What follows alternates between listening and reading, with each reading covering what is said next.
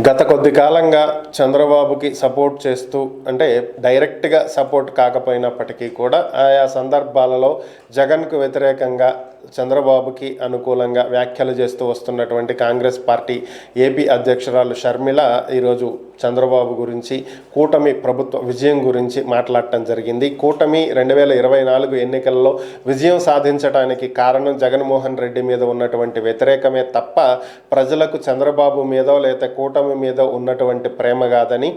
చంద్రబాబుని ముఖ్యమంత్రిగా వద్దు అనుకుంటున్నటువంటి వాళ్ళు కూడా 38% మంది ఉండారని, ఒక ప్రత్యామ్నాయ పార్టీగా కాంగ్రెస్ ఎదగాల్సినటువంటి అవసరం ఉందని, ఏపీకి కాంగ్రెస్ అవసరం ఎంతైనా ఉందని, కాబట్టి కాంగ్రెస్ కార్యకర్తలంతా కూడా స్థానిక సంస్థల ఎన్నికలలో కాంగ్రెస్ విజయం సాధించే విధంగా అడుగులు వేయాలని, పార్టీలో చేరికలను ప్రోత్సహించాలని, 2029 నాటికి కాంగ్రెస్ అధికారంలోకి వచ్చే విధంగా చర్యలు చేపట్టాలి అని చెప్పి ఆమె పిలుపునివ్వడం జరిగింది.